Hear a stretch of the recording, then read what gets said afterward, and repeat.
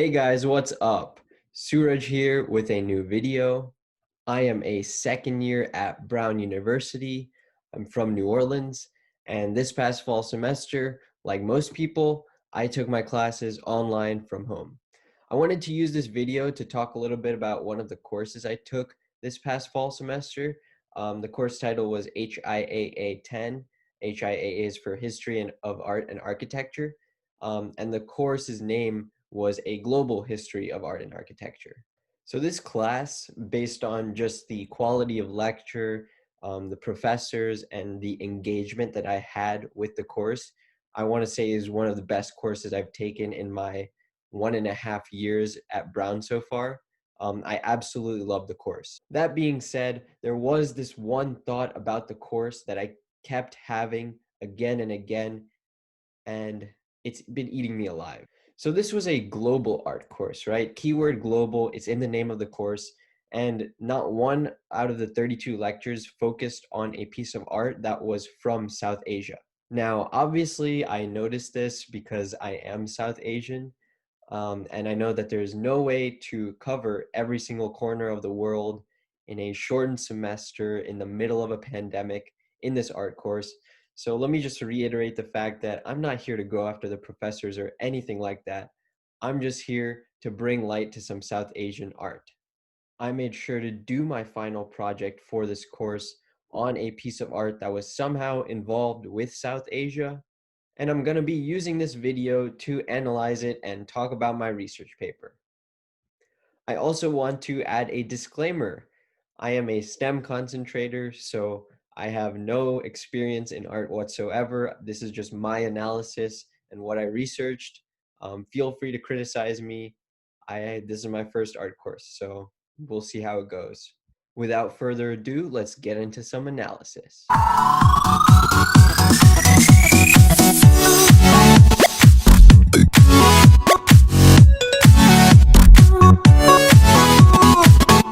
So this was the title of my paper. It was called The Universal Nature of Religion, Roerich, Krishna, Spring in Kulu.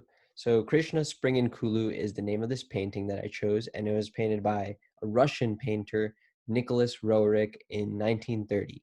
And what I'm trying to argue over the course of my paper is how Roerich uses the painting and his life and how all that comes together to really convey this idea about universalism. And that's the theme of my paper.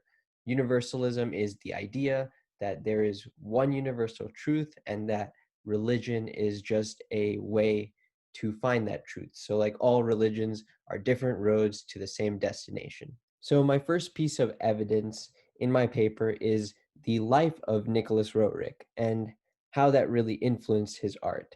So this man was so interesting to me because he grew up in St. Petersburg, right? He's a Russian artist, grew up in Russia, studied art in Russia, yet he took such a strong interest in South Asian religion. That was just mind-blowing to me. This is a dude growing up in Russia, such an isolated part of the world at the time, and he somehow finds passion in South Asian religion and spirituality. Now, it was actually his wife, Helena, who introduced him to the concept of universalism. Once again, this is the idea that the concept of religion is an avenue for truth. Universalism is the idea that all the different religions in the world, at their core, are just different roads to the same destination. And so this is what Roerich tries to convey through his art later on. Now, Roerich actually read the Bhagavad Gita, the Vedantist essays, so he probably knew a lot about South Asian religion. He knew about Hinduism, Buddhism, Jainism, Sikhism, and he probably knew more about these religions than most followers of the religions today.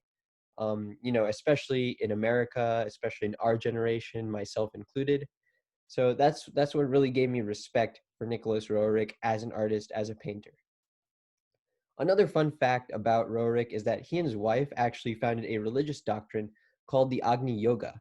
So this is just a spiritual doctrine. It tells you how to live your life, and it's focused on conscious thought and guided by these same principles of universalism. So you can look it up on Google. I'm not going to talk too much about it, but that was another source of influence for his, passion about South Asian religion. All right. So, anyways, we have Roerich. He is an artist in Russia. He's strongly influenced by South Asian religion. Well, it turns out that he was also very politically involved. Um, he was opposed to the Bolshevik Revolution and actually ended up leaving Russia in order to travel the rest of the world. He lived in New York for a bit, but it was actually on a 5-year expedition of South Asia that he found the influence for his paintings. And that was the beauty of the Himalayas, as well as the religion that was intertwined with all the places he went through. So he went through Pakistan, India, Nepal, Tibet. He lived in these places. He traveled by horseback, and this is where the influence for his painting, the one that we're studying today, Krishna, Spring, and Kulu, as well as many of his other paintings, that's where the influence comes from. I think it's also worth mentioning that Kulu Valley is actually a place in northern India. So that gives you a little bit of context for the painting. It's titled Spring in Kulu. And obviously, the title figure of the painting is Krishna, which we'll dive into a little bit more later. But I just wanted to give you viewers a moment to pause and really take in the painting, because that's what I did when I was trying to do some formal analysis. Not that I know too much about formal analysis, but pause the video and see what you can figure out from this painting. What do you notice? What stands out to you? And then I'll tell you what stands out to me. All right. So the first thing I see when I look at this painting is just like so much bright color, right? Bright blue, bright white in the Himalayas, the mountains that we see. And it just really stands out to you because there's such vivid colors and they're visually appealing. That's what made me choose this painting, actually. The colors, it's just so visually pleasing. And that's the first thing that most people notice. And that is a characteristic of Roerich's style. If you look at his other works, that will also be, you'll notice that this is Roerich's signature pretty much. Anyways, so we start with the sky, we start with the mountains, we go down, we follow the lines down the mountain, and then we focus on these pink, white leaves on the trees, and then we lastly center our eyes on Krishna, right? He is the central figure in the painting, but we come to him last. You can almost like feel the temperature just from the cool, the white colors, the blue colors. You can feel that it's cold. You're in the Himalayas, and you can really feel that just from the first look at the painting. And you can also see some movement, right? The leaves are portrayed in a curvy nature, and you see wind. You give the illusion of wind via the curvature of the leaves. So you feel the coolness of the mountain setting, right? You also feel a strong source of light coming from somewhere. The painting's colors are very bright, and it gave me a lighthearted nature, a calming nature. Um, it just made me feel comfortable. This painting was very lighthearted, and that's why it appealed to me. We know that this time of year is spring, identified from the title, but the trees are also blossoming, so that's consistent with the fact that it's spring. And then lastly, we focus on this crowned figure. If you don't know who it is, it's Krishna. We recognize it from the title of the painting as well. And, you know, it's just magnificent how in harmony he is with his surroundings. He's playing the flute, he's crowned, he's wearing yellow attire, royal attire, that almost it seems. And we can do a little bit more research into that. Another thing to note is that Krishna's eyes are closed, so he is completely at peace. He's focused on his flute, and in he's in his surroundings. I don't know if that makes sense, but he is part of his surroundings. He is one with his surroundings. That's how I want to put it. And lastly, one thing I noticed was the shadow behind Krishna. I am still not sure whether that little shadow that looks a little bit like Krishna is a bush or whether it's actually just a shadow of Krishna playing the flute. And I think this is something Roerich left ambiguous for viewers. And it sort of points to how one with his surroundings is Krishna. How unified is he? So we've done a very surface level formal analysis. Um, yeah, it's just very visually appealing, and I just wanted to share it with you guys.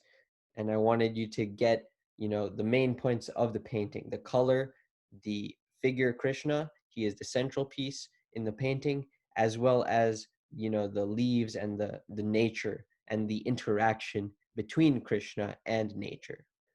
Now, Roerich's portrayal of Krishna is not actually something new. We've seen such portrayals of Krishna throughout Indian history, and it's actually a form of art called Indian miniature style. Indian miniature style has its roots in Jainism, Buddhism, Hinduism, basically all the South Asian religions that we see in this Himalayan region that Roerich traveled through. Now, what are the characteristics of Indian miniature style? Well, for one, you have long fingers. You can see long fingers in both the right and the left painting. The left one is a zoomed in version of our case study. Sorry that it's blurry. Also, you have almond shaped eyes. We can see that in both of them. And then lastly, you have this wide face along with this thin neck. So they're not very realistic figures, but they're very characteristic of something that you might see in Indian miniature style. And I'm sure if you're Desi, then you've definitely seen something like the portrayal of Krishna on the right, because that portrayal is extremely popular. It's going to be extremely popular for generations to come, just because of its impact that it has in Hinduism and just the history that it conveys. Now, some notable differences where Roerich diverges from traditional Indian miniature style is that Roerich has taken Krishna out of his context and put him in the Himalayas, a very peaceful, natural setting. Normally, we'd see Krishna in a celebratory setting, in a royal setting, such as the one on the right. I've just cropped the picture. But normally, you see Krishna as a hero of his people or as a lover. But in the left, Roerich is putting Krishna alone with no other interactions. He is playing his flute within nature. The last thing I talk about in my paper, and I'll be quick, is that there was so much religion in the Himalayas at this time, and there is so much religion today. All these religions come together in the Himalayas because of geography, religious geography. Over time, Buddhism has had its roots here, Jainism, Sikhism, Hinduism, Islam, all these religions, all the South Asian religions really have some sort of place in the Himalayas or in northern India, northern Pakistan. Now, Roerich actually experienced little tidbits of all of these faiths, and that's where the ideas behind universalism really solidified in his painting. For Roerich, ascent is not just ascent in elevation due to the mountain range, but it's also a spiritual ascent, one that is shown by Krishna playing the flute. And that's really what he conveys in his painting. Now, these are pictures of Kulu Valley and Buddhist temples. These are just examples of something that Roerich might have seen. And I'm just showing you this because it's beautiful, right? The nature is beautiful. Roerich just wanted to convey this with his own colors. The left picture, it almost looks like Roerich's painting, the background at least, where Krishna is placed. So every aspect of the nature that Roerich shows in his painting is in perfect accordance with all of these religions. And lastly, let me just show the painting one more time so you can get a good look at it. You can enjoy its beauty. And now you know a little bit about what's behind the painting. What did Roerich want to convey and how he conveyed it? How he used Indian miniature style, how he used the context of the Himalayas and his own travels in the Himalayas to show that universalism is a very important idea. Whether you believe in it or not, it is very interesting. I hope you enjoy this presentation. And here are my references, by the way. Yeah, so these are my references. I'm going to be attaching the paper in the description. Hope you enjoyed it. See you next time.